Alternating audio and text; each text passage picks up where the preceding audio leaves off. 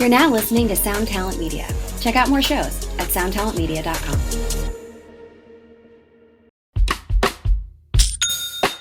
When you think about businesses that are selling through the roof, like Skims or Allbirds, sure, you think about a great product, a cool brand, and great marketing.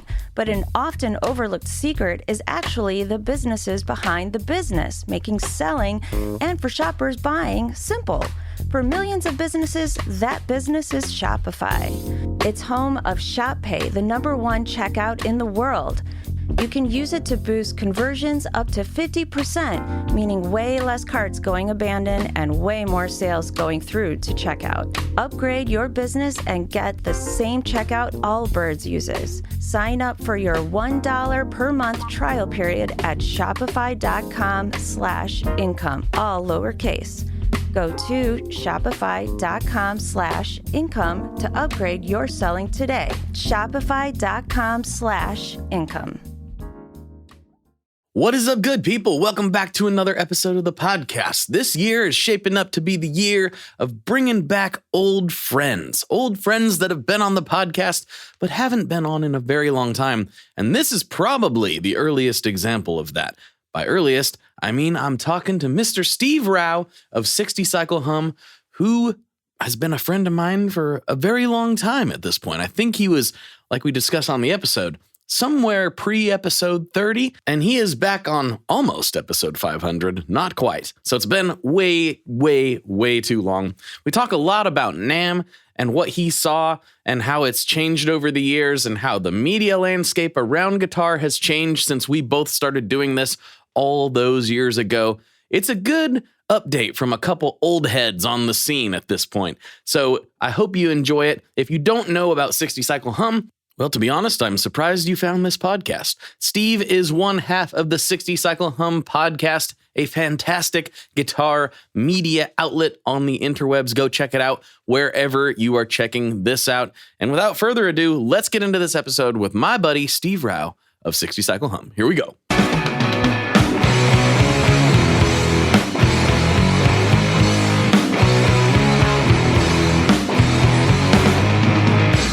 Hello, everyone. Welcome back to another episode of the Tone Mob Podcast, a show about guitar stuff, occasionally, sometimes. I'm your host, Blake Weiland. With me today, I have, long overdue, Steve Rowe from 60 Cycle Hum. It's only been like 8 years or something since you've been on the podcast. Something like that. I looked it up. I look it up every once in a while because of, not as an ego thing, but I know I was in, I think, the first 30 episodes of the Tone Mob. I think that's accurate. Yeah. I think it's one of the teens, but I forget which one. Mm-hmm. Yeah, but, you and Ryan were fairly close together. I don't remember which one was first, though.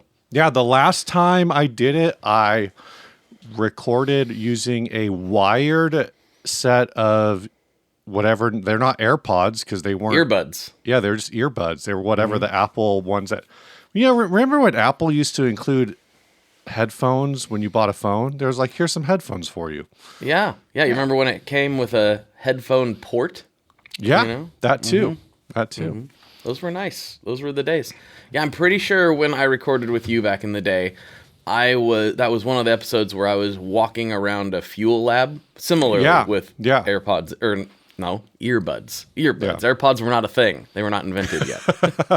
I was going to say, I know you were still working at the fuel place. I don't know if you were walking or sitting or what, but probably some combination of both. I was sitting at this. Actually, I remember I was sitting at the side of my bed because I needed to keep my phone plugged in so the battery wouldn't die while recording too. Oh, so yeah.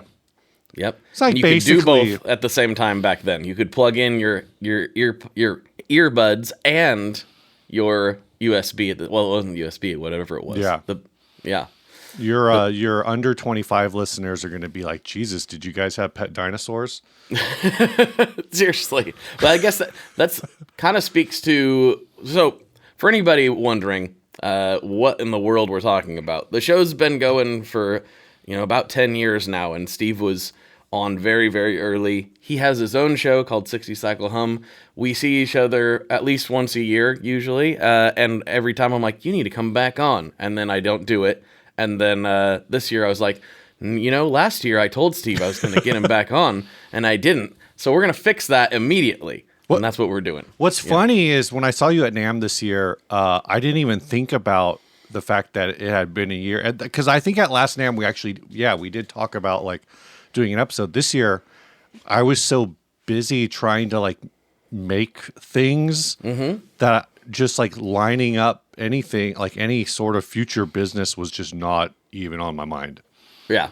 I'm kind of in the opposite. Like, I don't make anything at NAMM anymore. Right. Well, partially because I'm stuck at the booth, but also even before that, I was like, nah, just see the people. For me, it just like, wasn't worth it. But unless there's easy stuff, there was some low hanging fruit there a couple years where it's like, all right, well, we can make a quick video with this. For sure. But yeah. But man, things have changed a lot, but some of them have stayed the same in that both of our podcasts have pretty much, at least, I mean, you can tell me if anything, if I'm missing something here, but they've pretty much stayed the same. The format, the concept is all basically unchanged, right? Yeah, the concept is still the same. We do a topic, we do some ads. We changed the format a little bit a couple years ago because we'll just reorder things. So we used to be more ad heavy, then we switched to being topic up front because we found that like that was a thing to put in the title. And then right now we're in the middle of running an experiment where we actually drop 2 episodes a week. One is just the topic, and the other one is just the ads. So I can say from like from a YouTube standpoint, we can see the numbers a lot better in terms of what's getting downloaded. Because people actually pick on YouTube, like they see like the thumbnail and they pick. Whereas I think on the podcast side, people are just looking for something to listen to in their car, listen to when they're walking their dog. That's been the number one complaint we've had so far is the episodes are maybe like 15 minutes shorter. So you still get 2 of them. And actually the 2 of them combined are longer. They're like an hour 20 combined. But when you split them up, that's 80 minutes, so it's like 40 minutes a piece, so it's a little shorter than the old format.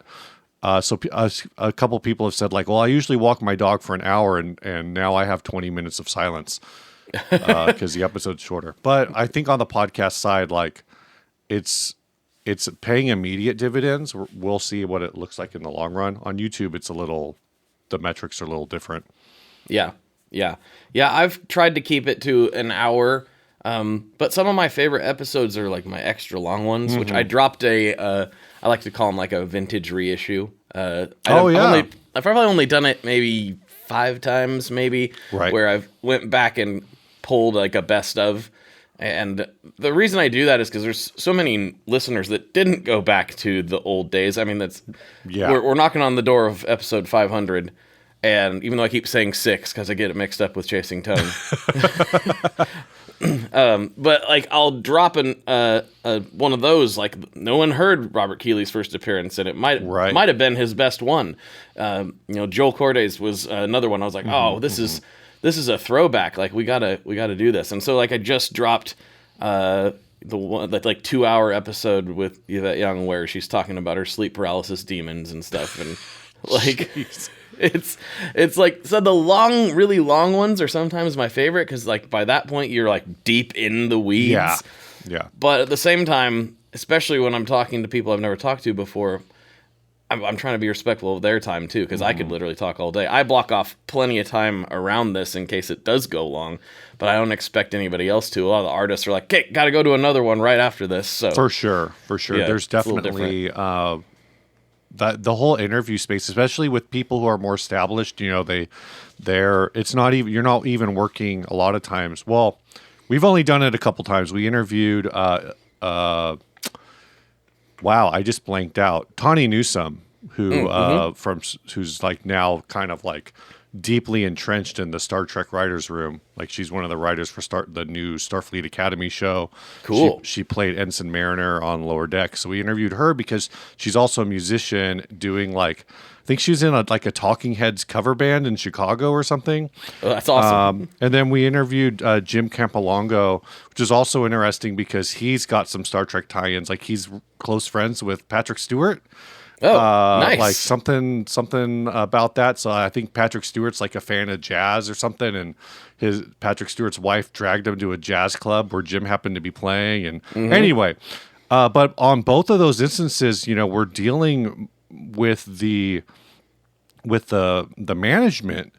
Yeah. More, you're not dealing with the person, you're dealing with the management who's like, we've carved you out 45 minutes, from 11 to 11:45. So anytime like that, with Tawny, we spent 10 minutes doing technical difficulty stuff, like trying to get the call to even work. Yep. And so that was just 10 minutes of time that we lost because she had a pretty hard stop. Like I think she was able to give us a little bit of that time back, but not a lot. So yeah, the way you do things, and you've been pulling in like bigger and bigger guests over time. It's not just the gear. Originally I think your show was mostly people in the gear world. Yeah. And then now it's been more and more like actual recording artists and bigger recording artists, and it's been really cool to watch that growth. Yeah, it was sort of intentional and sort of not, because I just had the gear world was so welcoming. The reason Keeley first did the show was because I was driving to work, and his phone number at the time, I don't know if it still is, not his personal, but his office number right. was just on the website. And I was like, well, I can't really email, I'm driving, but I'm trying to multitask. So I just hit it and let it call. And Keeley Electronics is like, yeah, hey, is Rob there? And they're just like, yeah, just a second. And they just give him the phone, and he's like, sure, I'll do a podcast. I don't know what that is. When do you want to do it? I'm like, oh, I'm free this time. He's like, let's do it today. So it was like, the gear world was so welcoming that it maybe gave me a little bit of a false degree of confidence that I could get some bigger names. And so I'm kind of like shameless about crawling in people's DMs. A lot of it does come through management now because they'll see the show and be like, oh, they've had this person. And then you get in with like certain PR firms and they email you, which is great. But a lot of it still comes just from me being a DM creep and just being like, hey, you want to come on my show? Oh my gosh. Which I've talked about before. I is like kind your of funny. music. yeah, literally. It's like, I'm a big fan. You want to come on my show? That would be awesome. Mouth noises. Yeah. Oh my gosh. But a lot of people, they usually don't say no. If they don't want to do it, they usually don't say anything. Yeah. And that's fine. That's totally fine. But a lot of people say, yeah, sure. Why not? Let's do it. Which is funny to me because I've said this on the show before. If I just went to some of these people and was like, hey, I'm a big fan, really appreciate what you do. Can I hop on the phone with you for an hour? They'd be like, no, of course not. But you're like, what if we did the same thing, but we recorded it and published it for thousands of people to watch or listen? Oh yeah, that sounds great.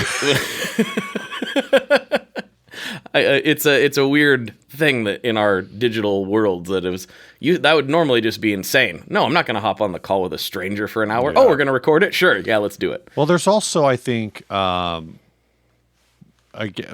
you get to a certain point or once you're kind of like in this, whether it's the gear side of it or whether it's the musician side of it, at some point you kind of just have to acknowledge the fact that you have to do press work and you have to do marketing work, and that interviews is a big part of that. So, and it kind of puts you in a different mindset. I think when, at least on the gear side, when someone says like, oh, can I just talk to you on the phone? It's like, I don't know what we're going to talk about. But when you say, let me interview you, you go, okay, I just had a product launch 3 months ago. I can talk about that for 10 minutes. And then I've got 2 more product launches that I can tease for another 15 minutes. And so that gets us to 25 minutes. And then, we'll see what, and a lot of these, the first time you interview anyone, it's going to be like, your standard fare of questions of, what got you into music or what got you into this business or whatever. And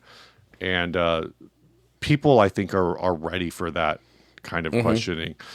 The pizza thing, I'm sure, always, throws them off. Did you? I guess you wouldn't have done it this year if you were stuck at the booth the whole time.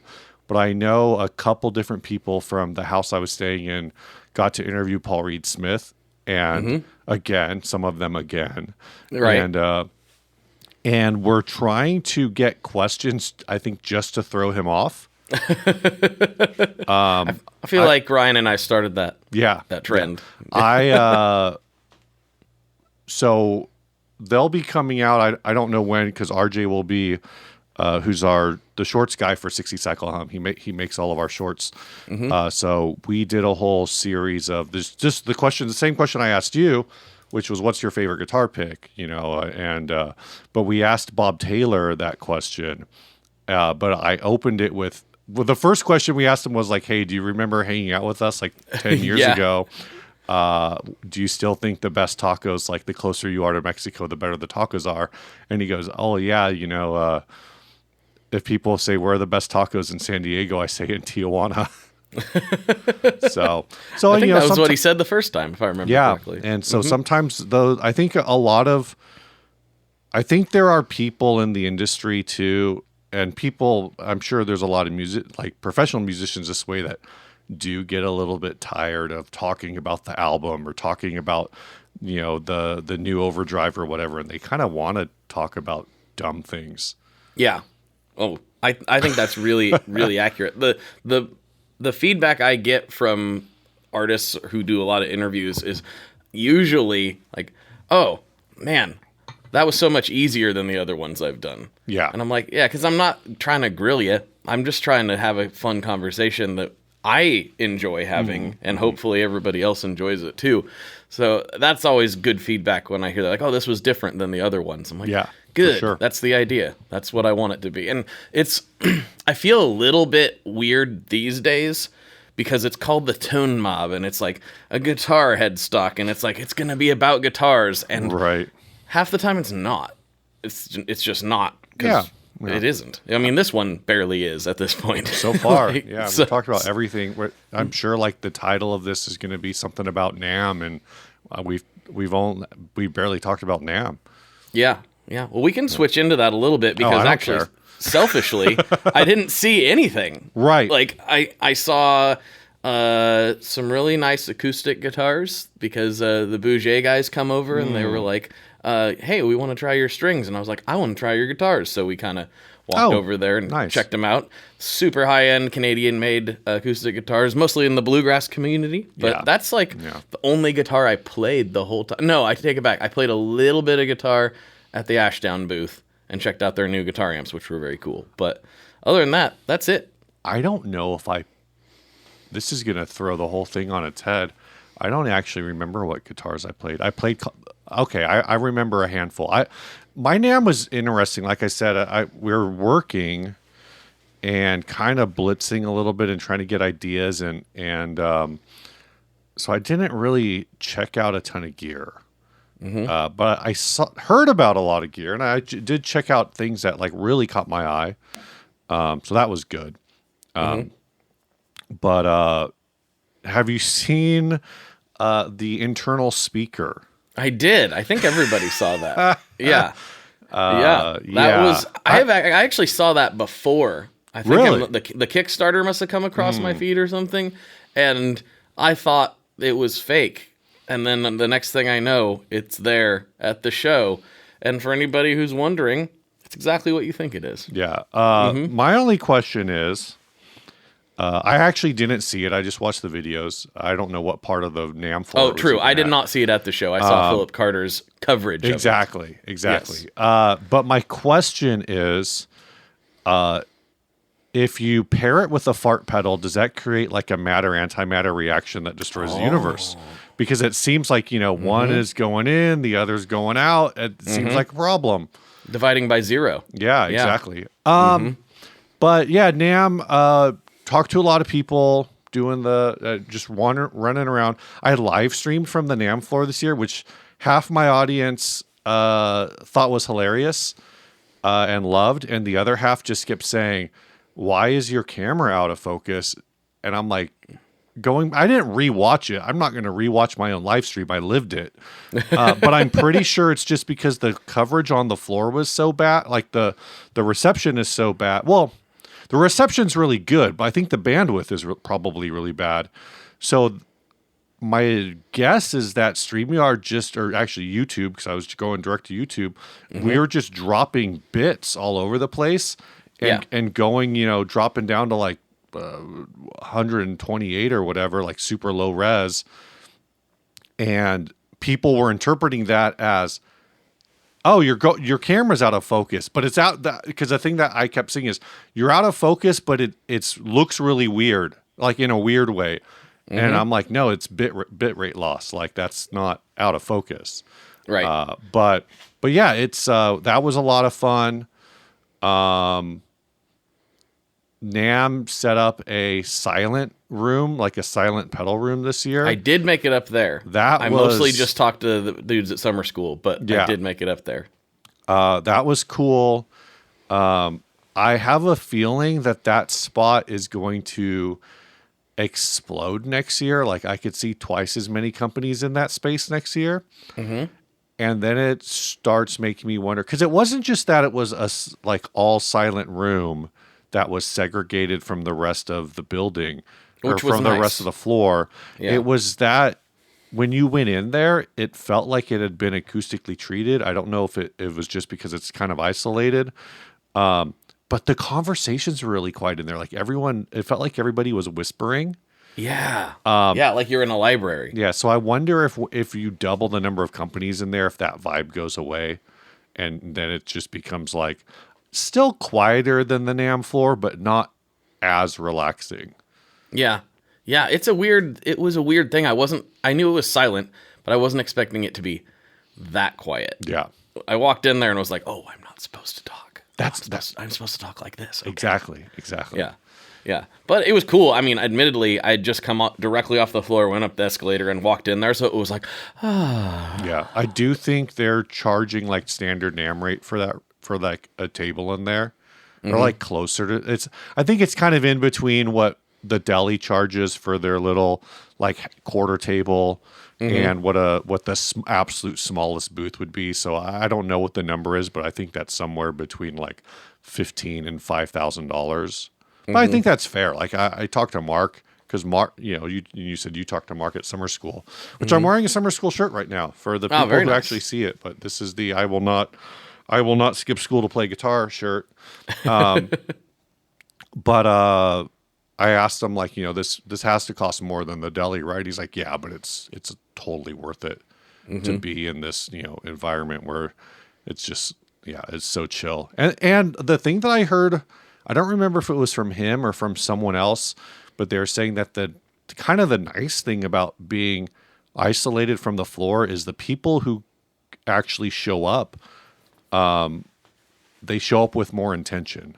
Oh, yeah. They're not just there to be like, oh, you got a distortion pedal like the other 2,000 people here. Like, let's see how your distortion pedal is different. It's like people who kind of have a little more information. They're a little more brand aware. Mm-hmm. So that's a really cool you thing. had to know it was there. It wasn't like there were signs all over the place for it. Yeah. So, I only knew because I knew pedal people. That's the only reason I knew it was up there. And, I think it's a cool thing. I hope they do it again, certainly, and I hope more people will take them up on it. But displaying at NAMM's always a weird calculation. And for us, we're pretty data driven as a company and try to make sure that where we put money, we get a positive return on investment. But NAMM's always a hard one to figure out because there are things that happen there that you can't plan on. Right. Like there are people that will come up to you and be like, hey, we want to do this together. And there's one in particular that if it happens this year will be huge for us. And would it have happened without NAMM? Maybe. Right. But also maybe not. It's really hard to tell. So like it's always a kind of a coin toss for us. And so far we've made the decision to keep doing our kind of weird billboardy booth that we do, which has been a big improvement from the 10x10 we used to do. Because I have this vague memory that 2021 there was no NAMM, and then 2022 was like a refund year for Stringjoy, something like that. I'm trying to remember. I feel like, so I know we've had this set up for a few years now, and I think you're right. I think we started it in 23. I remember having a conversation. Maybe 20. It might have been 22. I remember having a conversation with Scott at one of those where he was kind of like, yeah, we're doing it. We did it this year, but we'll kind of see what it looks like afterwards if we're going to do it again. And then after NAMM just being like, no, we're definitely doing it again. Yep. Every time we get done with NAMM, we like in the immediate aftermath, like when we're saying goodbye in the hotel, the answer is like, we're definitely going to do it again. Yeah. But then 6 months down the road, when we start to think about it, we're like, we're always probably going to be there. Yeah. Like always. But whether we have that kind of booth or whether we just do a meeting room or whether we're just walking the floor and saying hello is kind of the three questions that we're trying to answer. Sure. And so far, it does. There's a lot of where we are posted up. It's a heavy foot traffic area. There's a lot of eyeballs that walk by. There's a lot of people. I don't even know how many people stop by these days and actually know who we are and say like, "Oh, thanks for doing what you do." And it feels weird because I've said this before. I don't know that even if I really liked a guitar string, unless I knew the people well, I don't know that I would stop by and go out of my way to say hey to the guitar string company. Oh, for sure. But people do. If Ernie Ball didn't have the Music Man stuff, I would just cruise by. There's a bunch of guitar string companies at NAMM that like try to advertise one thing or another at NAMM that doing, whether it's custom sets or custom colors or whatever else, and I'm just like, nope, strings aren't really like, okay, whatever. Yeah, we have to try really hard to make them exciting. So the fact, I mean, it's not, no exaggeration. It's probably 150, 200 people that just stop by to say, hey, we love the strings. Yeah. Which is awesome to hear, and we love it. But it's a little surprising even for us. Well, your booth is also like subtly understated in a way that like it has a really strong presence, but it's simple. Like you understand pretty much right away what's going on without, I mean, I know the name is String Joy, but it doesn't feel like it's necessarily like a guitar string company or like an instrument string company, even though string is in the name. Like it just feels like the way, I don't know, something about the way the booth is set up to me has just always been very like eye-catching. Like you want to go look at those strings regardless of whether or not you are dedicated to one string brand or another. I think that is just the time and also a degree of luck we put into when we did that rebrand. It's been a long time at this point, but I think we did that in 18 or 17. We put months into that, which seems kind of crazy to even say, but we put a lot of time and we worked with a really good company to help us do that, so that we would never, ever have to do it again. And that they would have that effect. Like, that's what we wanted just from like, the packaging and everything. And so it made setting things up like that. That's just kind of a big billboard in a lot of ways. Yeah. Really easy. Like, well, we'll just put the thing on the billboard that we spent a lot of time on, and that should do the job. I mean, it 100% does the job. Yeah. I think the only, just trying to veer back now I'm driving the car, I guess. I think the only guitar company I really checked out at NAMM there's a company called Cosmophonic. They make like a 3-piece guitar body. I don't know how you would describe it. Do you remember this company called I think they were called RKS? They made a guitar called the Wave. Yeah. And with the Wave, it was like it's almost like Aristides always kind of reminds me of RKS. Something about the shapes and the injection molding of it all. So what Cosmophonic is doing is it is 2 pieces of wood, but they're separated and they're connected to each other with like an aluminum mesh.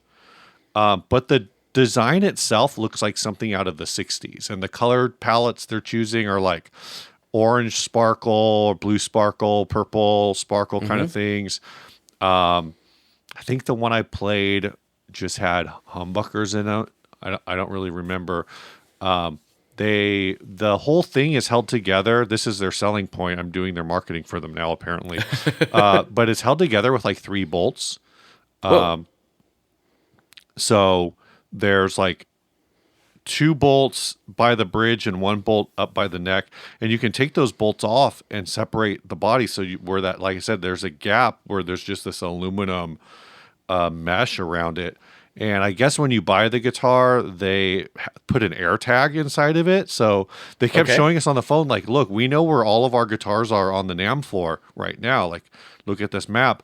But they also had one where that somebody you could put a like LED strip that's powered by USB inside of it. So if you want to just like have a light up guitar, you could do it that way. They played really great. They're a company out of Austin. Real small. I think they only have like 4 actual physical units in existence. Oh, wow.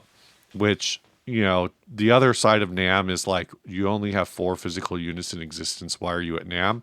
I think is a question I would ask if I was again, coming at this from like a gearhead perspective and knowing NAMM, it feels a little too early, but I also know a lot of companies that have done that because they need that community connection, and you're not even like paying to show the model. You're really just paying to do market research and to meet people. But they seem like a really cool brand. I'm definitely looking forward to see what they do over the next few years, hopefully. And like I said, the design is like, it's very space age. They were all wearing like jumpsuits, like they were astronauts. And I think they said that their company was founded in 2126. Okay. So they're actually like using From the future technology to build these guitars or whatever. But like I said, it's also very like Jetsons, Soviet era space exploration, 1960s. So it's like a 1960 anyway. Yeah, you kind of get it's like a 1960s vision of the future. Exactly. So it was really cool, and they played well. I'm trying to remember. Like I said, that might be the only guitar I picked up on the NAMM floor that wasn't to demo a pedal, Right. You play a Reverend at Mark's booth, or you play a PRS down at the deli or whatever, because that's what's there, not because you're like necessarily interested in those guitars. You just want to play the pedals. Man, I'm trying to think what other things they were. We ran into, during the live stream, we ran into Robert Keeley, and he's like, hey, I got to show you guys the new pedal that hasn't come out yet. And I'm like, Rob, you're gonna like spoil your own thing right now. You're gonna leak it. Yeah. You're gonna leak your own thing. He's like, I don't care. You guys got to see this. I'm like, all right, that sounds man. like Rob. Yep, so that's Rob. I'm just like pointing the phone at his phone while he's like scrolling through pictures. I'm like, please be all pictures of gear. Please be all pictures of gear. Like, I don't know what's on his phone, man. Like, I don't, Whoops, didn't mean to show you that one. Yeah. Demonetized. Yeah. But yeah, it was good. Hey, Rocky. What's up, Vincent? Did you hear about the latest? Latest what? The latest drop from Maris. It's totally insane. No, tell me more. Maris just released Enzo X. What's that? Enzo X is a supernova expansion from the original Enzo into the highest quality and most flexible studio synthesizer ever created in a pedal format. Whoa! Enzo X combines 5 synth types, 5 drives, 3 reverbs, and 5 modulations. It also includes a full 2.5 second stereo delay, all in one pedal. That sounds hard to use. It's not. The UI is from the same family as the Mercury X and the LVX. It's super easy to dive in and see exactly what you are tweaking in real time. Oh, I see. It's right there on the screen. Yep. Is it just for guitars, though? Nope. You can plug almost anything into the Enzo X, including your MIDI controller. That sounds incredible. Where do I get it? You can pick up Enzo X online at maris.us or at any of their fine retailers across the globe. Did you just say across the globe? They know what I meant. Wait, are we getting paid for this? I'm still waiting on that cash money from last time. He better at least give us pizza for dinner. I'm not giving him his Enzo X back until he does. For more information, make sure you check out maris.us, and apparently I have to go order a pizza.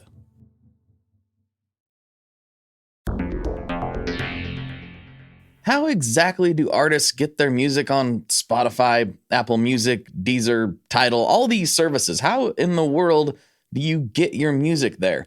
Well, in the past, you had to use something called a record label. But these days, you can use DistroKid. DistroKid is the absolute easiest way to get your music up on streaming services. and it's the most affordable way to do so. Not only do plans start at $22.99 for the entire year, that's less than $2 a month, DistroKid also does not take a cut of your streaming revenue, unlike some other services out there. Even better if you sign up by going to tonemob.com/distrokid. That's tonemob.com/distrokid. One more time, that's tonemob.com/distrokid. You'll get 30% off. That's right, 30% off their already extremely reasonable prices. So go to tonemob.com/distrokid and get your music out there. We are brought to you today by Sweetwater, specifically the Gear Exchange. You may have heard about this. This is a place where you can go to buy and sell your used gear. Maybe you got a pedal over there that's just kind of collecting dust. Maybe there's something you've been eyeing from the Sweetwater catalog. Well, right now is a great time to turn that unused gear into something you're actually going to use. Even better, if you sell on the Gear Exchange, you can keep 100% of the sale as long as you choose a Sweetwater gift card as your payout method. That is not too shabby because, let's be honest, most of this buying and selling we do is just to fund new gear purchases, and that is a great way to reach a wide variety of customers and keep 100% in your pocket, or rather on your pedal board. So go check out the Sweetwater Gear Exchange and turn that unused gear into something that's actually going to help you write that next huge riff.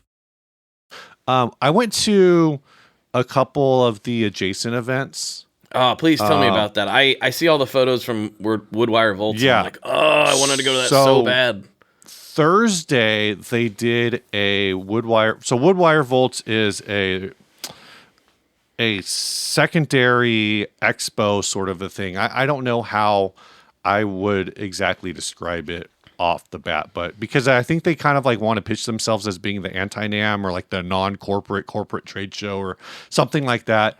But it's kind of like a brainchild, I think, of Curtis Novak and Carlos from Castadosa and a few other people to kind of just do this thing that really focuses on high end and off the beaten path kind of guitars and pedals and whatnot. But it was definitely, so on Thursday they did a media day, which was great because if you had a NAMM badge for media, you could just get in for free. Cool. But I actually came back on Saturday and I got a discount rate for being on the guest list, but I paid to go back and see more stuff and talk to kind of like people I hadn't really ever talked to before. I got to talk to I got to meet David Brown from Brown Amplification. Cool. I met I think his name's Chris from R2R. Oh yeah. I just kind of talked to him for a bit, and then I got to play some non-human audio pedals for the first time, and talked to Dave for a bit, and talked to Alec from Mask Audio, and it's super cool. Checking out their stuff, really, it's all there for the first time, and that environment's so much quieter. It's again, it's off-site. It's all of the pedal stuff is out. It was like out on a patio. I did also see Chris Benson's 880 watt tube amp. But the thing, did you ever go to, you probably at least went to one of them, the Gitaco that Mason Stoops and Gabrielle. I think I went to all of them. Yeah. So I was talking to Gabrielle Tenorio at Woodwire Volts. And the thing that he said is, doesn't this remind you of Gitaco or like the taco parties that they used to do? And I was like, yeah, that's the vibe. This is like if the taco thing had like a lot of builders all dumping money into it. Like that's what it felt like, which is a good thing, which is like, let's make it bigger, but let's keep it like really high end. It's not exclusive, but it felt exclusive, if that makes sense. Okay. Like it has this shine of it, and I think it's probably because it's all high-end brands. Frank Brothers built Castadosa, Novak's doing pickups. Cower had, a lot of companies had two setups. So Doug had his stuff at NAMM, and then Doug had his stuff at Woodwire Volts. Mm-hmm. Earthquaker had stuff at NAMM. Earthquaker had stuff at Woodwire Volts. A lot of companies were kind of doing double duty. I think Poly did too. Poly did. A lot of them did. And so that was really neat.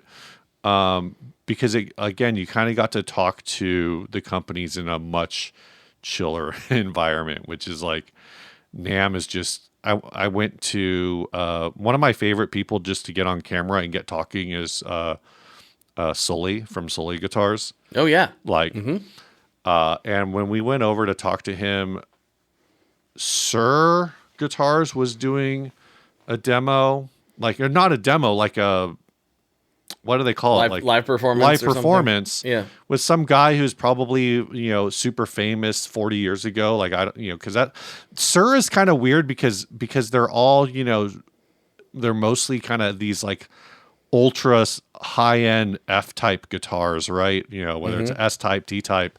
But then I feel like all of, like, when you look at their artist signature list, it's all 80s, like, hard rock guys. And you're just kind of like, okay, cool.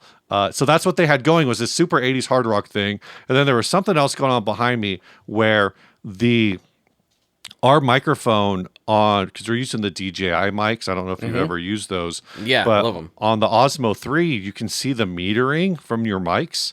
And we were almost peaking out just having it turned on. Like, not even talking into it. And we're going like, as soon as you started talking into it, it would peak out, basically. So the ambient sound in that space was like you are yelling at people. It feels bad. You're yelling in people's faces to have a conversation. But yeah, so I don't know where I was going with that. I think I was just talking about how loud it was. Versus, like I said, going to Woodwire Volts. We went to the Effectors Market as well, which is always a blast, which is like Chase Bliss, I think, is kind of taking that over for, at least for NAMM. But it's kind of like an old Blood Noise event, like, that goes on throughout the year. They have a handful of them in different places, but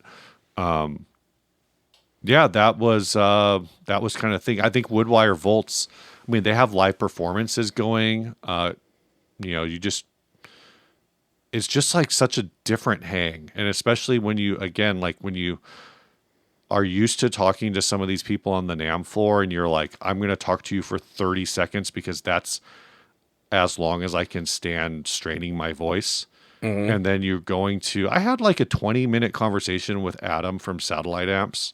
Yeah. Well, I've done that at NAMM too with him. That's the way those things go. And it's just like a chill, but it's like chill. And it's the kind of thing where you're like, I actually need to stop this conversation because I need to go actually look at gear, because that's what I'm actually here for. And then just random, like, people were coming in that were, I had a random conversation. I never met him before, with Scott from Real Big Fish, like a 30 minute conversation with him, where he talked about like, how he's reading books about the non-duality of the universe. The non-duality of the universe. Like that, okay. There's not yes and no. There's yes and not yes, but not yes is not no. I don't know. I haven't read any books on that. So, but he has. Yeah, me either. And I haven't heard any Real Big Fish songs about it either. So yeah. What's up with that? Maybe we'll get some. Hopefully. Cool. But yeah, it's interesting. Like, I'm a little bit surprised, knowing more about trade shows just in general than I used to, that some of these things are allowed to exist. Because oftentimes that gets thrown. I can't remember what the term is, but when there's a big trade show like NAMM, they kind of have, for lack of a better term, an exclusivity to events within a certain radius. I'm kind of surprised that they're allowed to do those things, but I'm glad they are. And probably just speaks to the music world being a little fly by the seat of our pants, which is part of why I like it. So I don't want that to be enforced at all. I want to actually be able to go to these things, but I'm a little surprised that it is allowed to be a thing. I kind of wonder how much, if there's maybe some kind of like loophole that has to just do with the fact that they're selling at these that events. Could be. That like now they're not technically a trade show anymore. They're a consumer market or what That could be. There was effectively like a really fancy swap meet. Mm-hmm. So I did buy a pedal. This is the first time I've ever bought a pedal, I think, during NAMM weekend.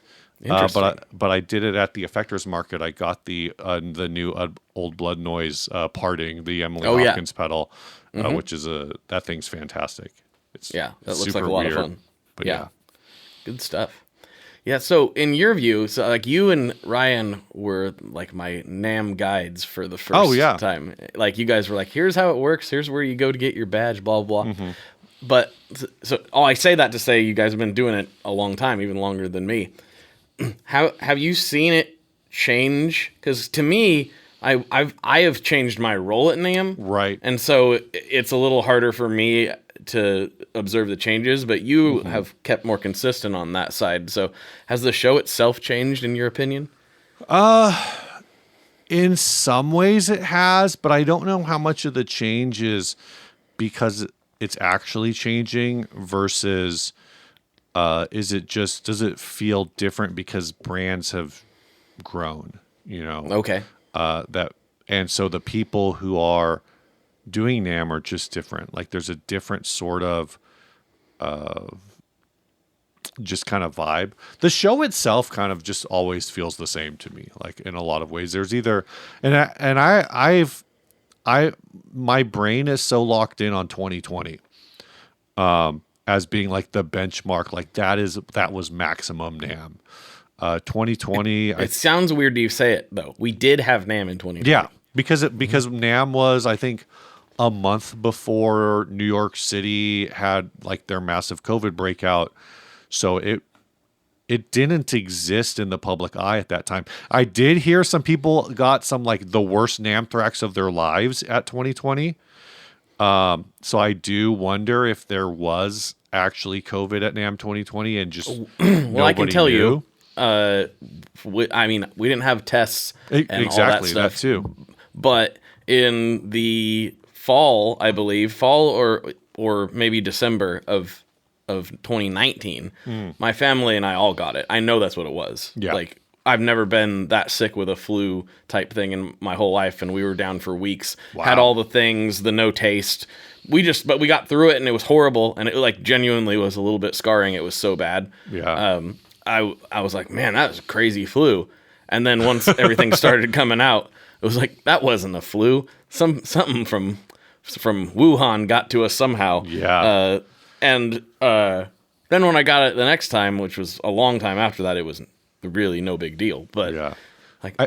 But I know we had it before then, so it was here. I'm sure it was at NAMM. Is my point. Yeah, I think NAMM 2020, from what I remember, was the last year that they had over 100,000 people attend. Mm-hmm. When it came back in 2022, it was a lot smaller, and it was only like maybe like 30,000 or 40,000, I think, when it first came back, and it took a couple years. So every year now feels quiet at NAMM to me, except when you're next to a live demonstration. Sure.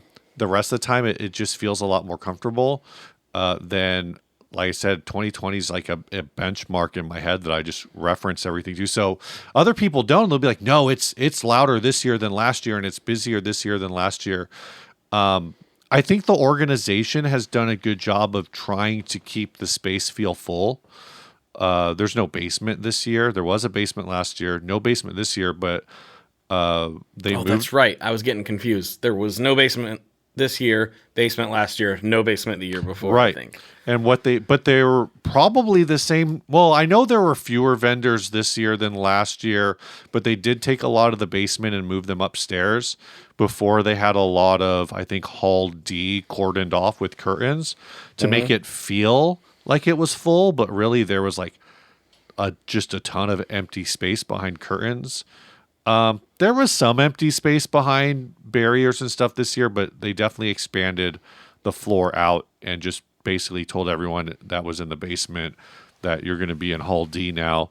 Some brands, didn't show up. Actually, I don't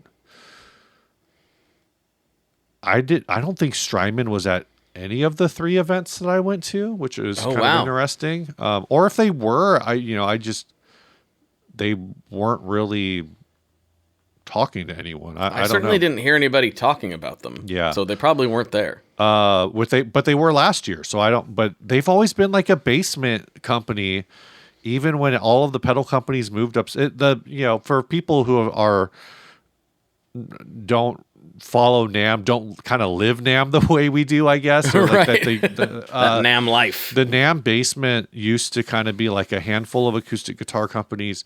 And then these companies that were like one-offs, like it's their first NAMM and their product is kind of weird and they don't have anywhere else to go. Or like, your first, it's like if you were a pedal company. A lot of the Asian parts suppliers. A lot of the Asian parts suppliers, or if you're a pedal company, you maybe you do the deli your first couple years, and then you go to the basement, and then you move back upstairs and have your own booth upstairs.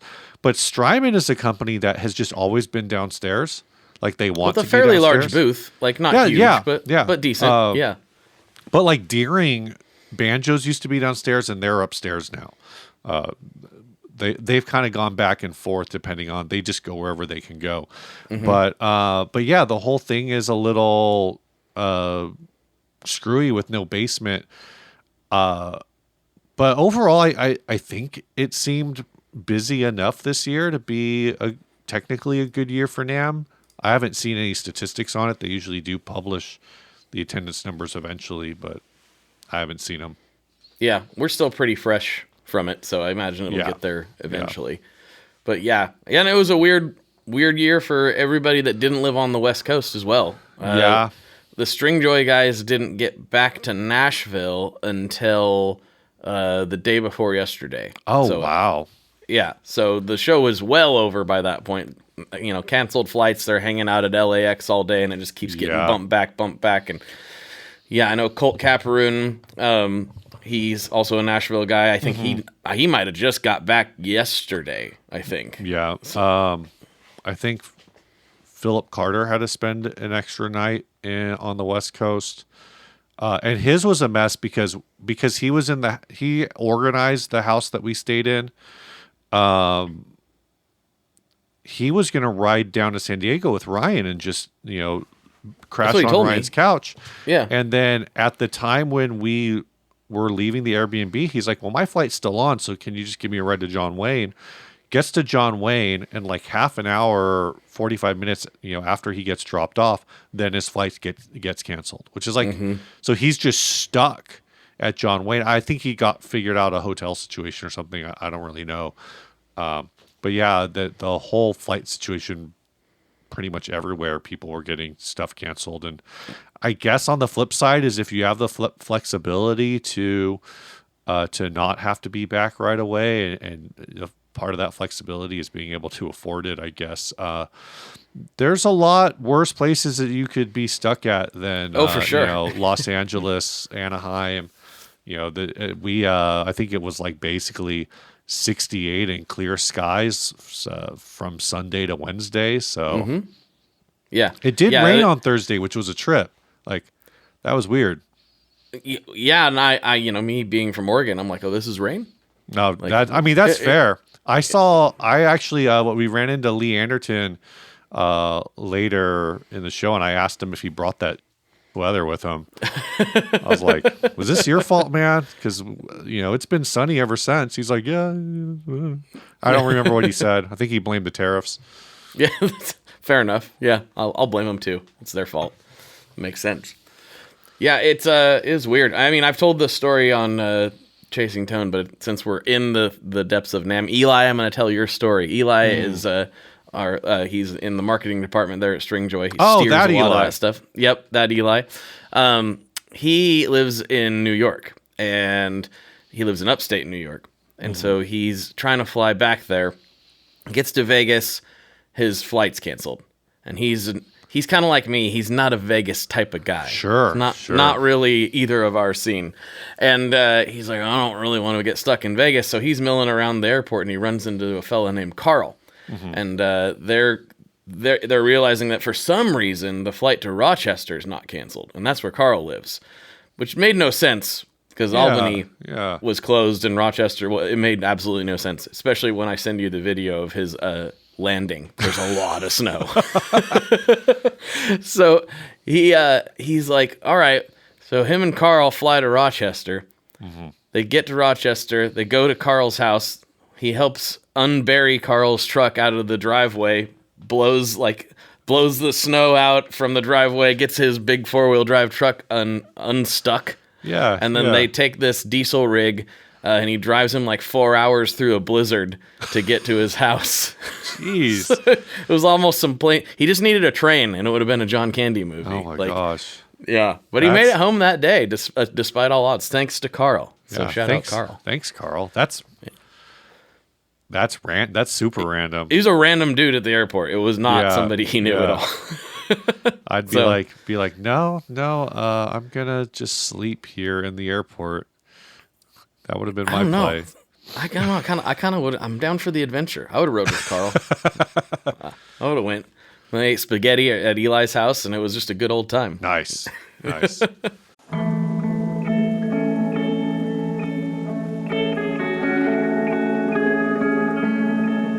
Hello there. I'd like to introduce you to your new best friend, the Chase Bliss Audio Lossy. Lossy is a collaboration between Chase Bliss and Goodhertz. And it's meant to give you some control over those weird digital artifacts that come with very compressed audio. You're hearing it right now. All the changes that are taking place are strictly coming from my playing dead units. I'm just interacting with the pedal and letting it do its thing. In some true stereo goodness. If you'd like some more details about Lossy, I'd invite you to head over to chaseblissaudio.com. I think you're gonna like what you find. So yeah, that was wild, but it seems like everything's kind of getting back to normal and all that jazz. Yeah. So Steve, now that you've been doing guitar media for so long, just like I have, but you've been doing it even longer, Right. What do you think? Like the landscape is going to be moving forward? Are we going to be doing this same thing for another decade? Or do you think we're going to have to morph and change? And what do you see for guitar media people moving forward? I think we're all going to be replaced by AI eventually. Like they'll just be, no, I don't know. I think one of the things that gives, like, the technology changes and when we all started out, like, we're recording this on Riverside right now, and when you started and when we started, like, the idea of putting any of it on video was just like, why would we do that? I still kind of think that. We have for us, our podcast share is probably only like a quarter of our total viewers. Like our podcast on our videos on YouTube, are like triple or quadruple our audience size. I know. I know why you would do it, and I know why I should do it more often. I'm gonna try to do it with this episode actually, but I, as a consumer, I'm like, I don't want to watch people do this. I'll just, like you said, I do it while I'm doing other things, but that's just my personal bias, and it's hurt me. Yeah. Because I for years was like, I'm not doing that. Who wants to watch me do this? This is an audio medium, and now I'm like, oh, I really should have done that like they did. We've toyed with the idea of like killing the audio side entirely, which because I've always been like, but there's like a 1,500, 2,000 people over there, that are consistently listening. It's always just kind of been afloat. Like, is this, just trying to figure out if it's actually worth it. I always think it's worth it, but also I really strongly feel that if you're not sending it to an RSS feed, then you can't call it a podcast. Like, that's my definition of a podcast is if you don't have an RSS feed, it's not a podcast. Then you're just making a show.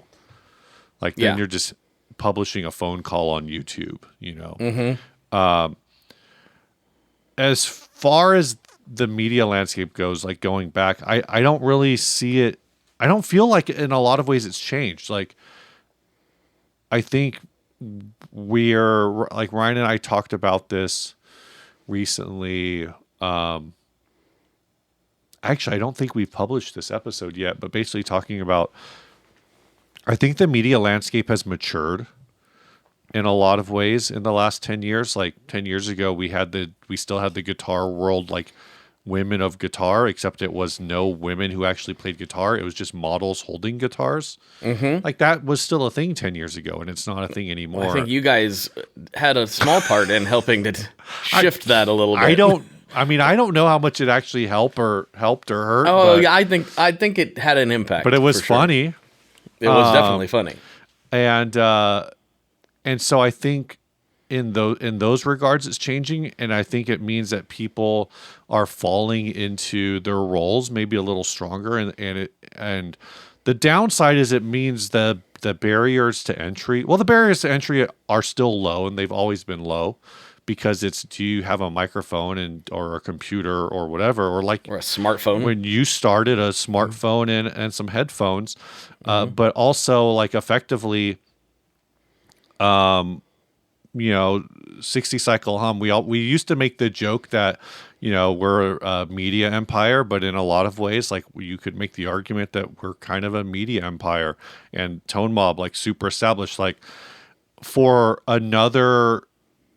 somebody to start from zero and build like what you built in your first 3 or 4 years is probably going to take them longer unless they, are extremely charismatic. And I always get a little annoyed, and I don't listen to them, so it doesn't really matter when companies start podcasts or companies start like video things. It's like, no, you're cheating. You already have you're promoting this. You're a mega company. Fender started a podcast.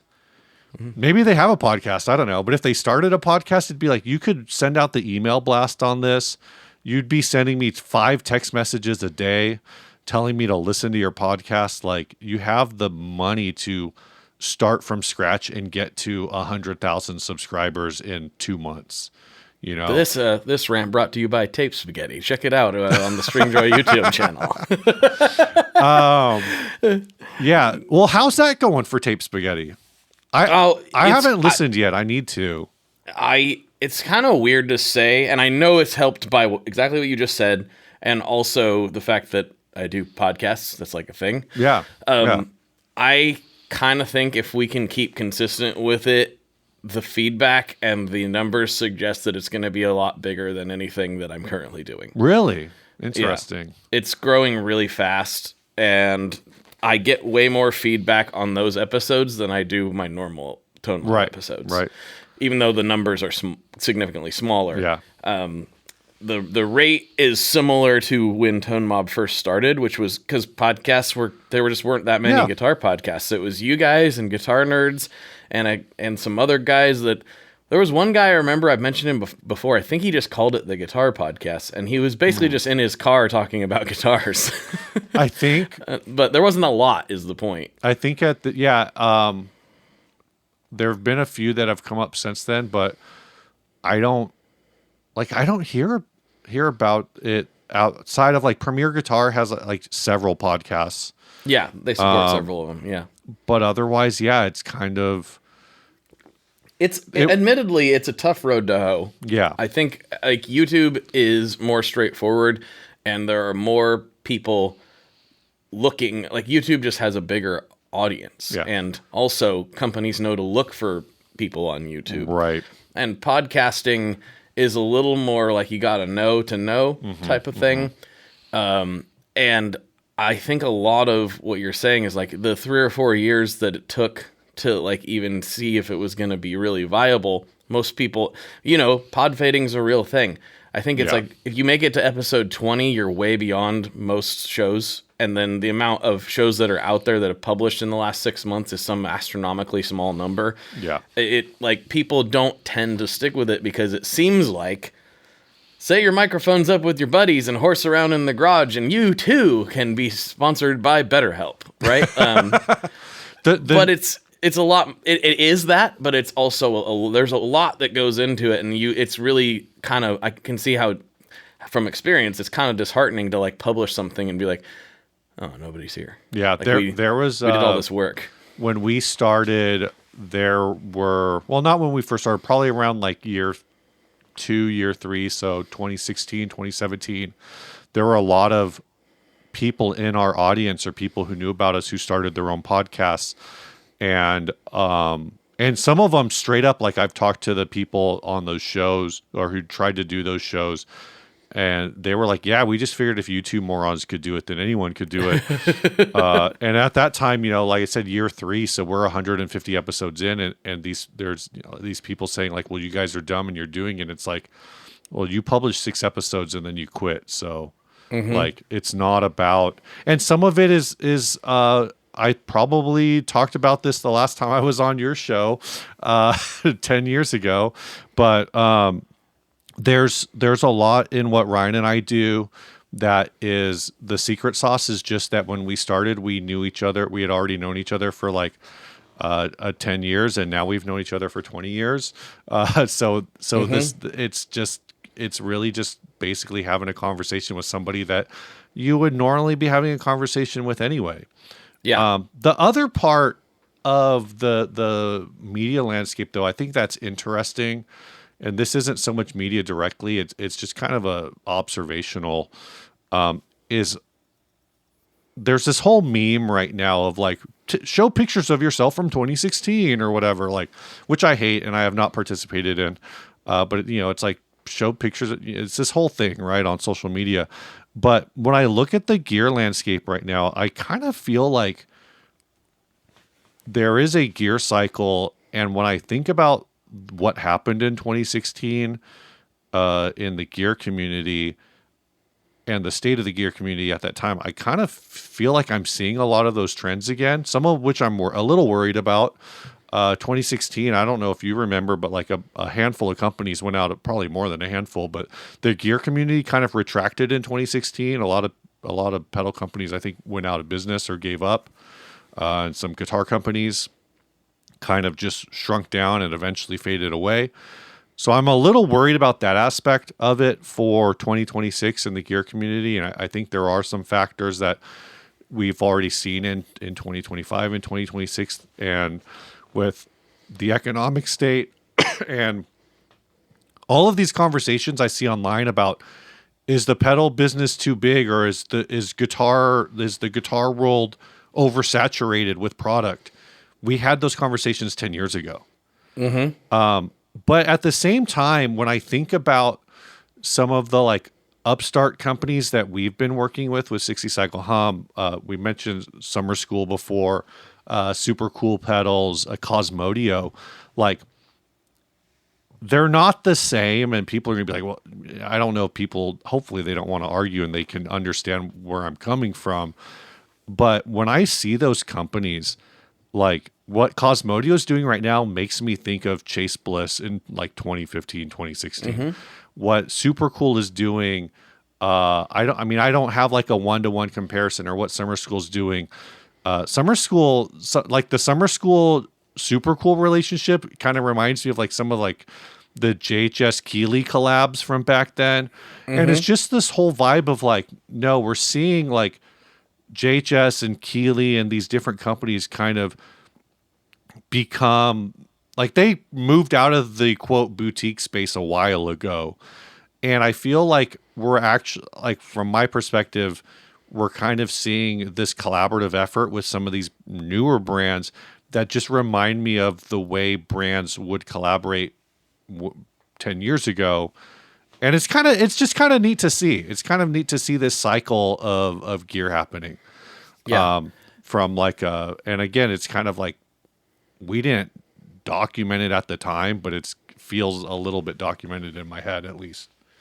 Yeah. I mean, you kind of did. You guys do, a little bit. Stories and stuff. Bit. So like, yeah. The information's out there, but you point that out. That's actually really interesting. I think there's a couple things driving some of that. So there was something in the water between 2010 and 2014. Yeah. I don't know what it was, but entrepreneurship got really quote unquote cool. And I don't know if it's because like Mark Zuckerberg wore a hoodie or something, and everyone's like, I wear hoodies too. Like, I don't know what it was exactly, but there was something in the water because a lot of gear companies started then. So like JHS and Keeley were obviously before that. Wampler was before that. So they were kind of on a different thing. But I think a lot of companies saw them, and similar to the people who saw your podcast or listened to your podcast, was like, well, if they can do it, I can do it. Yeah. There was something then that was like, oh, if they can do it, I can do it. And that applied to a bunch of different things, including cables and strings and pedal boards and everything else. Like, there are a bunch of new companies started sometime between 2014 and 2010. And then I think the realities set in by 2016. For sure. That the same way that it does for media and podcasting, it's like, oh, if you don't really, really, really want to do it, it's not going to work. And even if you really, really, really do want to do it and it's not your skill set, it may not work. So there's a combination of talent, luck, and stubbornness that goes into these things because, as I've said a million times, this industry is barely big enough to be an industry. Yeah.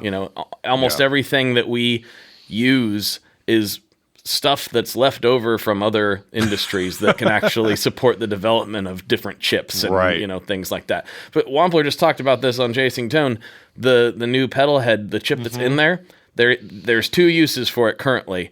That pedal and the associated Friedman one and rockets. And the only reason that it's used in rockets or used in guitar is because the guy that supplies the rockets plays guitar and thought it would be cool. Oh. That's, I don't know the details about that chip and like why it's not some like standard ARM chip. I guess there's something else to it. I don't really know that much about it. But the point is like, if you don't really, really want to do something in this industry, it's going to be tough. Yeah. There's just not nearly, even the biggest companies in our industry, Fender, Shure, Guitar Center, Sweetwater, I did some research on this for kind of a separate thing.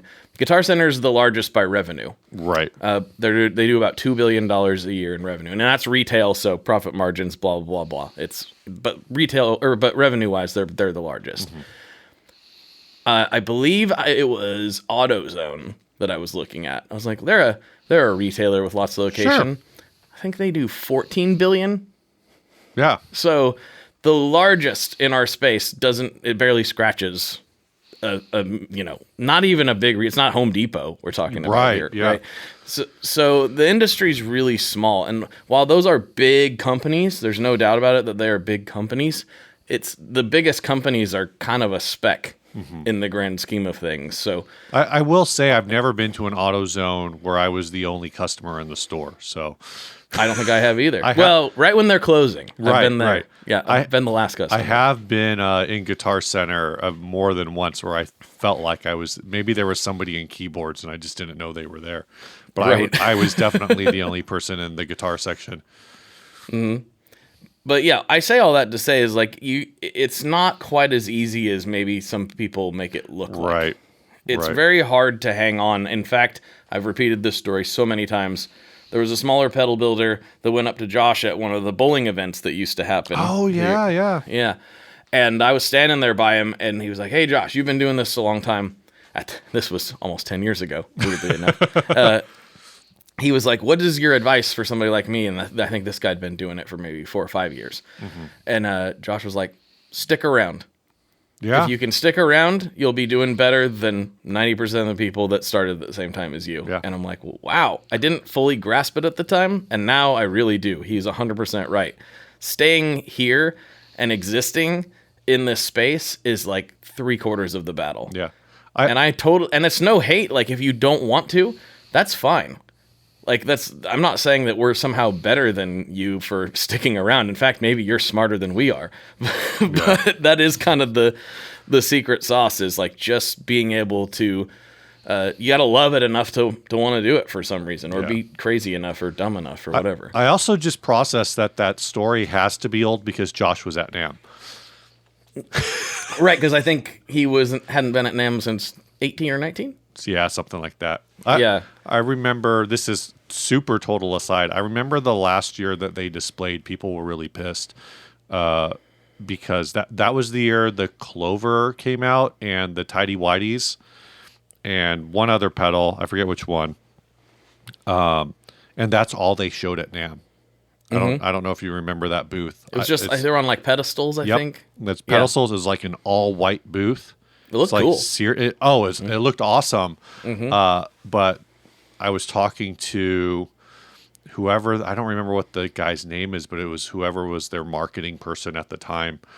And I go like, so like, what's up with this booth? And he goes, dude, so many people have complained because they used to bring in this giant pedal board that had every JHS pedal on it. That was like probably 4 feet by 3 feet. Pedal board, and they go, people are coming in and they want to see that board, and we didn't bring it. And they go, on the one hand, like, so people like that are kind of like the you and me kind of people who just want to play pedals and hear a new thing, or maybe check out a thing that they've never heard before, are frustrated because they came all this way to hear a Morning Glory, but there's no Morning Glory in the JHS booth. But they were like the dealers and stuff, they're seeing what the new thing is. So we're actually doing better business because we got rid of all the tire kickers by not having because the other flip side of giant pedal boards is you have the person who goes in and they put on their headphones and they get the guitar and then they spend a minute playing every pedal, and now they're in your booth for 25 minutes. And then when they're done, they put the guitar down and they put the headphones down and they go, okay, that was really cool. I guess I'll go buy a couple of these when I get back home from the local guitar center. It's like, you could have kicked the tires at your local guitar center. You didn't need to be at NAMM for this. Yeah, that is actually a big reason why we shifted the booth to what we had, because we used to do like a 10x10 and we'd maybe share it with a pedal company or something. And we're like, good, people can come in, our strings will be on the guitars. Also, terrible idea, because it's not a great representation of the strings. They're all nasty and gross, and even if we try to keep them clean, like, it's too many people. They get all beat up, but it doesn't really tell anybody what the strings are actually like. But also, like, people would do exactly what you're talking about. They come in, they play 14 pedals. We're trying to talk to dealers. There's not enough space in there, and it's just like, let's just, ironically, let's not have any way to test our stuff at the booth. We'll just tell you about it, because it's going to make more sense if we talk to you about it versus you playing an old crusty set of strings that's been on here that 700 people have touched. So I'm getting the creeps just thinking about that. It wasn't a good booth, but it took us some time to figure that out. We do way better business, being able to actually talk to people about the products, and it gets rid of the tire kickers. Sure. And I've been a tire kicker. I'm not saying that. Me too. I like kicking tires. But ultimately, we're there to try to push the company forward, and that's not the way you do it. Yeah. Right? Well, Steve, we've been going for a little over an hour. Yeah. I don't. You know what? Since it's been so long since you've been on, I've asked you one of the classic questions. I think the pizza question. We talked about pizza, but I don't know that I've ever asked you the new classic question, which isn't that new anymore. But what is your favorite Boss pedal? So I only own 2 Boss pedals right now. One is, I still own my first TU2. Nice. But that's not my favorite Boss pedal. My favorite Boss pedal, which I don't remember if I ever sold it. I think I've had it the whole time, is a Boss DD5. Oh, yes. It was Great my pedal. first digital delay that had external tap. I've tried a couple from different brands that have internal tap. And I had a DD7 for a minute, and I just didn't feel like the DD7 was doing anything that I couldn't already get from the DD5, and so I sold the DD7. But I don't know, that external tap and people complain. Some people used to complain, at least, about the DD5 being like a little too bright. But I've always liked the brightness, especially because I play on neck pickup a lot. So I love the DD5. That's definitely my favorite Boss pedal. There we go. I like it. And has the pizza question changed? I'll admit I don't remember your answer. So my answer back then would have been Woodstock's Pizza in San Diego, and it probably was a very controversial hot take. Actually, I probably said pepperoni and jalapeno. But I moved out of San Diego. I don't think we found a good pizza place where we live. Oh, man, where it's rough. like we've had some. Like I can always nitpick something about the crust being a little too sweet or the sauce being a little too sweet. There is still a place in San Diego because I still work there called Regent's Pizzeria. They do like a more of a New York style, I guess. But they have the last time I went there, and they also do Chicago there. The last time I went there, though, actually the last 2 times, they have a hot soppressata pizza, and that's been like, it's tough because it's like, I kind of want to try all their pizzas, or at least everything that's in the case for their single slice. But I also just feel like I have to get a hot soppressata because I really love that one from Regents. It's funny how that can happen with certain restaurants where you know, maybe it's not somewhere you go all the time, but you hit it once or twice a month. Yeah. And when you have those cravings, you're craving a specific item, even though you know the rest of the menu is probably really good. Yeah. No. It's like, and I should expand my horizons, but also I really want that one. Yeah. And I get it. I have places like that too. They also have like an absolutely killer like craft beer selection there. So it's also another thing because we'll go there on work lunch, and I have to kind of like, if I'm going to get a beer, I probably should get something on the lighter side, even though they've got a couple like, 10, 12% half pours. And I'm like, even, a 4-ounce pour or a 6-ounce pour at 12% is going to kind of, in some ways it'll improve the rest of my work day, but in other ways it will ruin the rest of my work day. I've become weird in the last probably since I hit 30. You realize things about yourself, and like, while the workday lunch beer sounds like a good idea for most people, for me, I've realized that basically any amount of alcohol, I instantly don't want to do anything anymore. Oh, 100% the same. My dad, like, we were working on his house, and we stopped for some lunch, and he's like, "You want a beer?" I'm like, "Do you want me to keep working on this siding? Or do you want me to sit here in this chair the rest of the day?" Because that's what I want to do as soon as I have one. Some people will be like, "I've worked all day in the yard and I drank, some Miller Lights." I'm like, I don't want to do anything. I just want to chill as soon as I have a beer. I don't want to do anything. Yard work at home is kind of chill, like a chill time for me. Is it? So I don't like it. So I think I could definitely put a couple beers out on the patio, and like it's like next to a bottle of water, and like mow half the yard, kill a beer, mow the other half of the yard, kill the other beer. I would enjoy that. That would be an ideal, spring day for me. Yeah, so half the yard wouldn't get mowed. Like, well, in your case, yeah, that's enough. Yeah, I'm not doing it. Then I'd pull the ladder out, and that would probably be a mistake, but it happens. Yeah. But I appreciate those that can. But yeah, for me, I'm just like, nope. If I'm gonna get anything done, my possible undiagnosed ADHD requires like, put some headphones on, listen to something that's not going to distract you, and focus on clipping the hedges. Because otherwise, I'll see a squirrel. I 100% cannot do like administrative tasks. Like, no. If I have a Friday lunch beer, like when I get back, it's like, oh, the only thing I have left to do this week is to write a report. Well, I'm gonna go muck around in the freezers and do the inventory, because the inventory is like reading things. Like, I have to do mechanical work. I can't do brain work. Mm-hmm. So, yeah. There you go. That's probably why yard work makes sense, because it does. With pencils. At least you can do something. I'm just useless. I just want to watch a movie. Oh man, that sounds nice too. Yeah. Well, Steve, thanks for hanging out. We'll slide over to Patreon and see what other kind of nonsense we can get into. Does that work for you? That works for me. Okay. All right, everybody. For Steve, this is Blake, and as always, folks, good luck and good tones.